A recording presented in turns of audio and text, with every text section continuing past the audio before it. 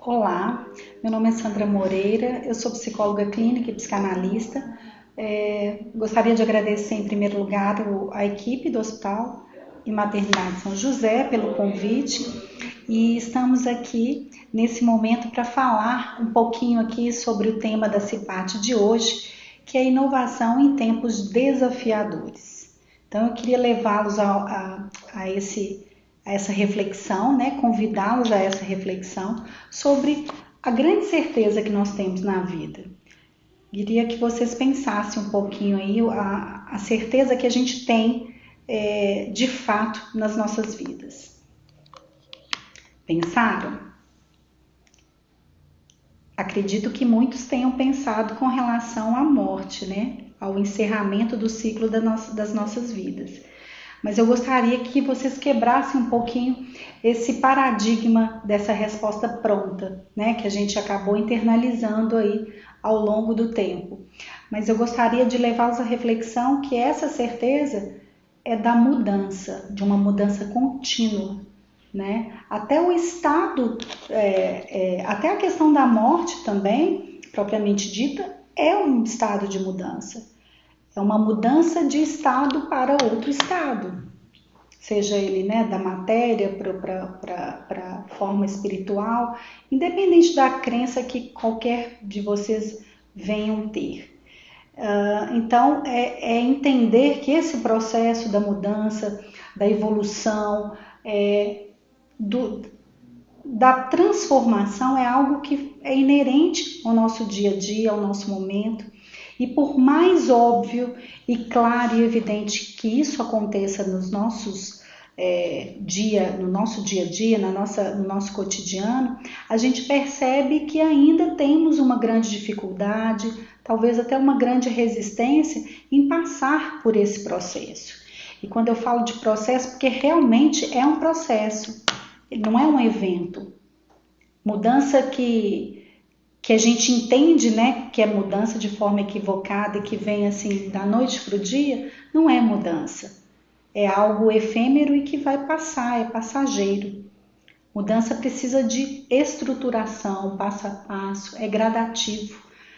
É assim que se estrutura esse tipo de avanço.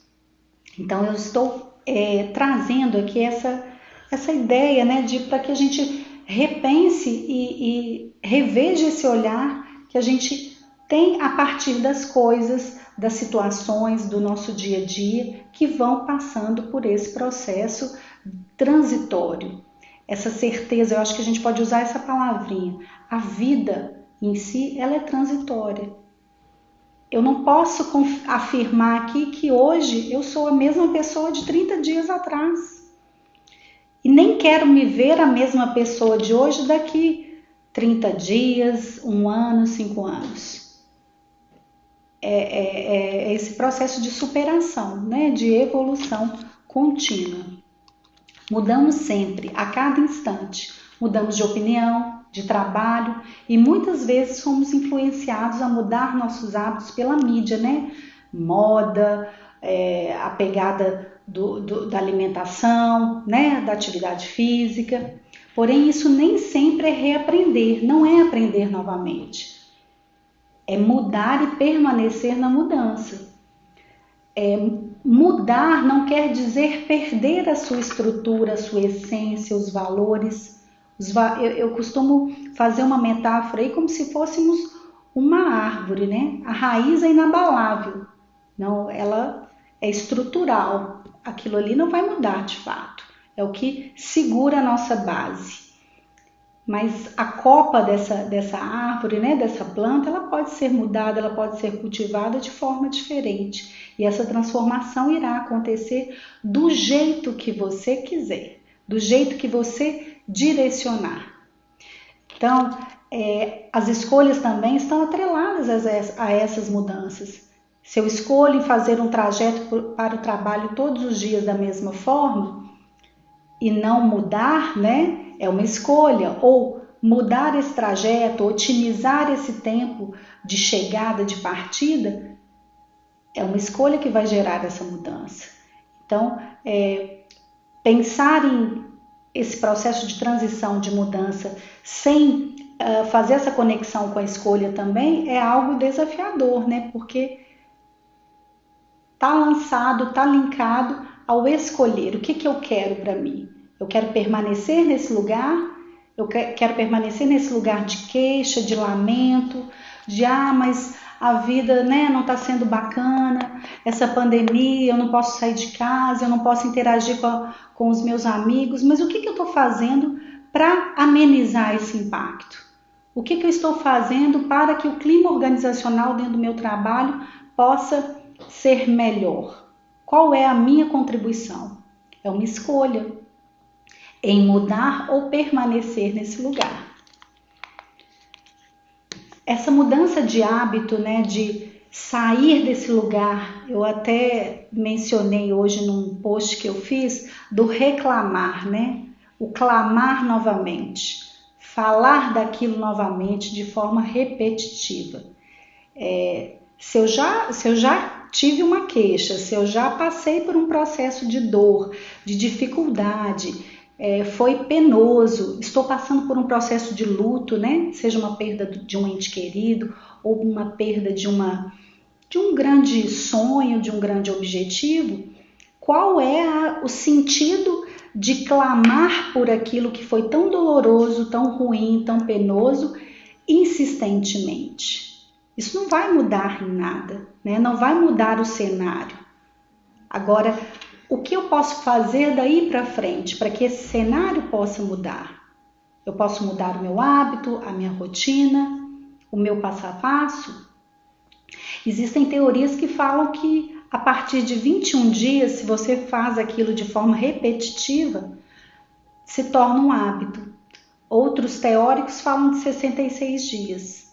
Não importa quantos dias são, se são 30, 40, 50, o importante, o foco essencial aí é que podemos sim, somos capazes de mudar o nosso hábito, seja o hábito alimentar, seja o hábito dentro da nossa casa, do nosso trabalho, assumirmos hábitos mais saudáveis. Saudáveis para quê? Para a minha saúde fisiológica, mental, para a minha qualidade de vida, que certamente tudo isso que a gente está falando está inserido. Então é repensar, né, esses hábitos para que isso se torne realmente a transformação, a mudança que a gente busca, aquilo que a gente almeja. A teoria da seleção natural, né, lá através do Charles Darwin, fala dessa constante mudança, né? Então é um assunto que a gente está falando aqui que é super atual, mas que vem, né, de forma milhares e milhares de anos. O ambiente influencia os seres vivos e as mudanças que neles ocorrem. E qual que é a base dessa teoria, dessa evolução, né, da espécie? Quem é que sobrevive? Quem que sobrevivia e até hoje quem sobrevive? É o mais inteligente? É o mais forte? Não, é aquele que se adapta. É o poder da adaptabilidade. Se a gente for pensar em 2020, em março de 2020, quando deu o boom aí da pandemia para a nossa realidade, que a ficha realmente caiu, que as escolas fecharam e a gente entendeu assim que daí uma semana, 15 dias a gente voltaria e nada disso aconteceu, a gente teve que passar por esse processo de adaptabilidade, né? A utilização da máscara, a prática do álcool em gel de forma constante, e a gente se adaptou e a gente está aí. E vamos caminhar ainda para esse pós-pandemia que tanto foi falado, que na verdade eu nem vejo um pós-pandemia, eu vejo um processo em que estamos atravessando e que estamos sim sobrevivendo a toque e sustentação da adaptabilidade. É esse poder de adaptação. Se eu não me adapto, eu estou fora. se eu não adapto ao momento a mudança de procedimentos, né, dentro do meu trabalho, dentro da metodologia do trabalho, eu tô fora. Sair dessa ideia, desse apego de que eu vejo isso muito na área organizacional, né? As pessoas às vezes vêm de uma outra empresa, né? De um emprego anterior, e aí no novo emprego ela fica muito assim, de uma forma saudosa. Ah, mas no meu emprego anterior eu fazia isso, eu fazia aquilo, era dessa forma. O meu chefe era assim, era assado. Era. Agora a nossa realidade é outra. Se você pode trazer ideias para agregar, ótimo.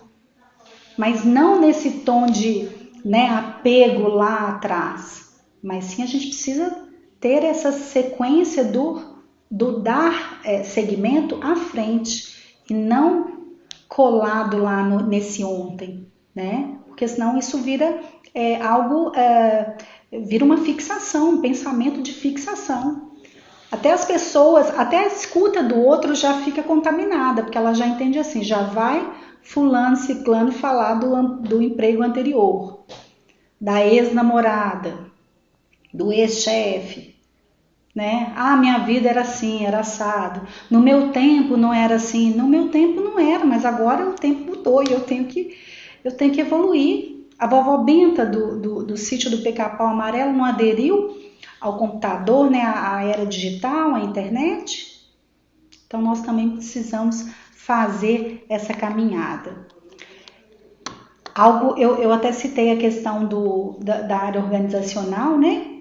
Eu também atuo com uma frente aí na área organizacional e nesse processo de contratação, um dos pontos que a gente mais preza, né? Que a gente mais preza é esse processo, esse poder de adaptação, esse poder de resolução, de criar, né?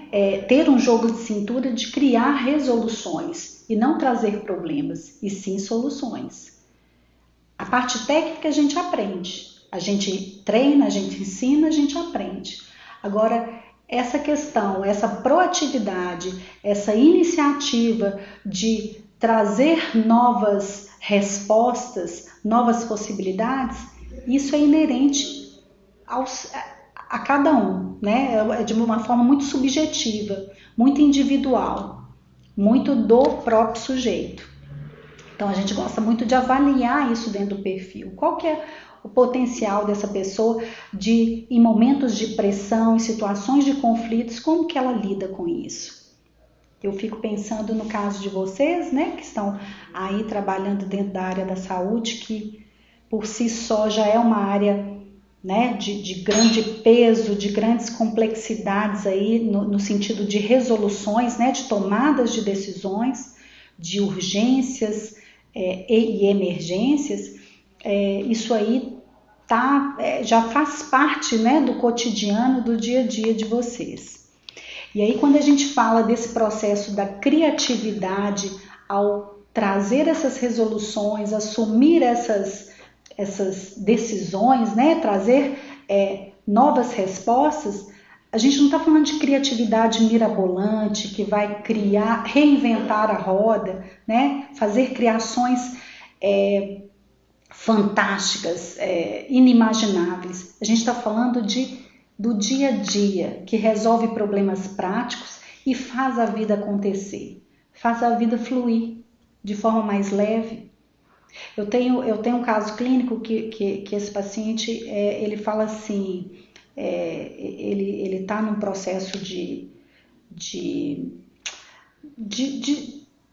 acompanhamento para retomada, né, social e está fazendo esse desmame aí da drogadição, e ele fala que o problema não existe, a gente que cria. E é verdade, né? A gente é que cria o problema. Todas as situações existem. Agora, se ela será problemática ou não, é uma visão nossa, é um posicionamento nosso. Então, esse poder de criatividade para que eu entenda, perceba, dê novos rumos, né, novas direções, isso vai falar de mim, né, do que eu estou disposto a fazer, do que eu estou disposto a repensar essa trajetória, associando esse processo de mudança, de transição, de transformação. E eu queria fazer só um adendo, né? Porque quando a gente fala dessa repensada, né? No repensar de novos hábitos, de novas de novas maneiras, né? Um posicionamento diferenciado em nossas vidas, seja numa situação de agora eu quero colocar como de uma forma mais disciplinada minha programação de estudos, né? Eu quero fazer uma pós-graduação, eu quero fazer uma graduação, eu quero especializar mais na minha área, mas eu não estou com essa disciplina para estudar diariamente, eu não estou com essa disposição de repente para dar sequência aí em algo produtivo. Então, ainda que você proponha, almeja qualquer situação, qualquer projeto de vida, seja ele pequeno, médio ou grandioso, vale a pena a gente entender que a cultura também é algo que influencia diretamente. E nós temos uma frase aí bem conhecida no meio organizacional que fala que a cultura engole a estratégia no café da manhã. Então, se a gente não tem uma cultura sustentável ali, né, dentro da nossa casa, dentro do nosso trabalho, dentro do nosso meio social que a gente convive, ela pode ser facilmente engolida, né? A nossa estratégia de mudança, ela pode ser facilmente engolida por essa cultura.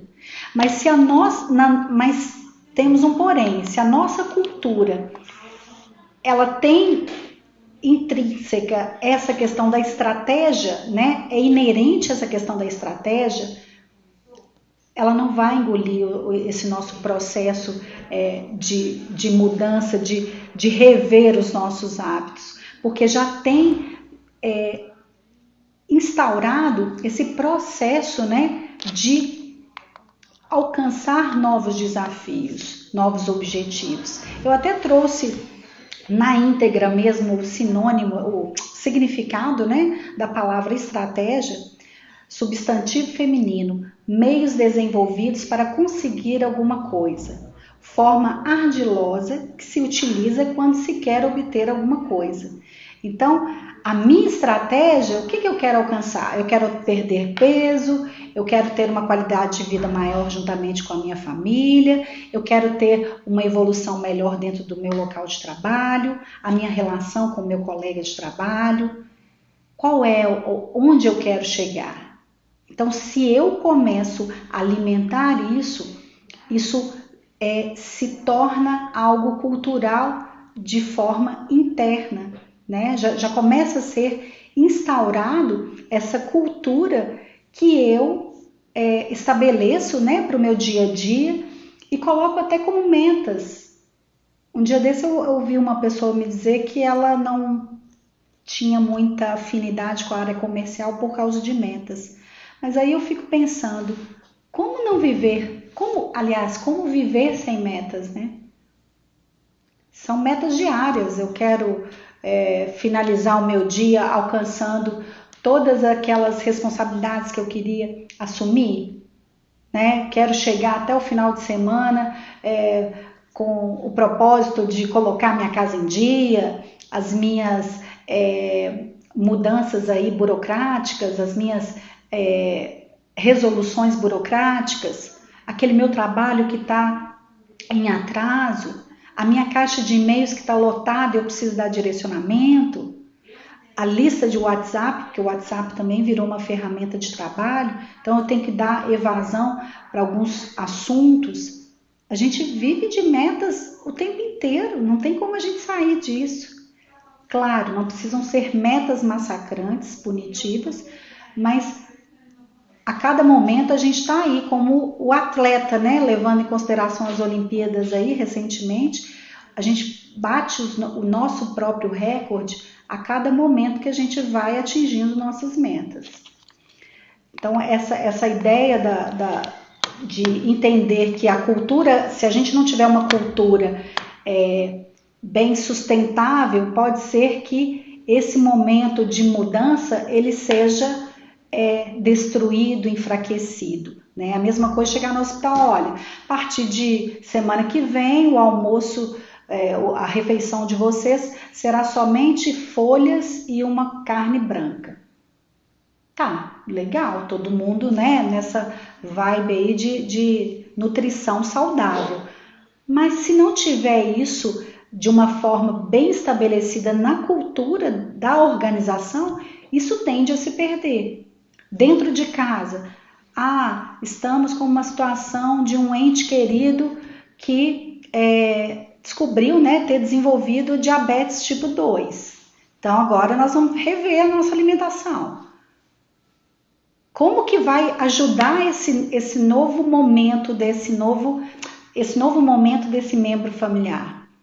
Repensando essa cultura de comprar doces, bolachas, né? Um consumo excessivo de carboidrato, enfim, quer dizer, então é repensar nessa cultura dentro de casa, na família. Então, quando a gente fala de cultura, a gente pensa muito em sociedade, de uma forma muito abrangente. E a gente está falando de cultura de forma setorizada, se é que a gente pode falar assim, né? Bom, e para encerrar aqui com vocês, eu espero ter realmente trazido de forma assim clara e objetiva, né, sem estender muito e ficar cansativo, algo que está aí no nosso dia a dia, que a gente fala disso, né, de alguma forma informal ou formal nos nossos encontros, né, sociais, familiares, mas que de repente em alguns momentos a gente precisa parar, né, fazer esse momento de pare, olhe, escute e reflita. E aí eu gostaria de fechar com vocês, eu vou falar como um mantra. Dentro da psicologia a gente fala, até mesmo dentro da TCC a gente fala de cartão de enfrentamento, tá? Mas podem utilizar o nome que vocês quiserem. Eu acho que a maneira mais popular seria um mantra. Nada muda se eu não mudar. Então, eu participei de uma palestra há algum tempo atrás, bons anos atrás, e o palestrante falou disso, né? A questão de sermos a mudança que eu quero ver no outro, né? Sermos a mudança que eu quero ver no mundo. Então, e é a partir disso, né? A gente fica muito à espera da mudança do outro, a mudança do sistema, a mudança do país, mas a gente esquece dessa mudança que parte da gente, né? Do nosso interior, da nossa ação. Então, eu queria fechar aí com vocês com essa frase que, sei lá, diariamente você pode mentalizar aí de 2 a 3 vezes para que traga esse impacto mesmo de que você é a ação para aquilo que você almeja, para aquilo que você quer buscar. Nada muda se eu não mudar. No mais, eu agradeço imensamente a vocês, a tolerância, a paciência, né, e o carinho aí. Estou deixando os meus contatos, caso queiram trocar alguma ideia, né, precisem de algo, estou à disposição. Um grande abraço, até a próxima.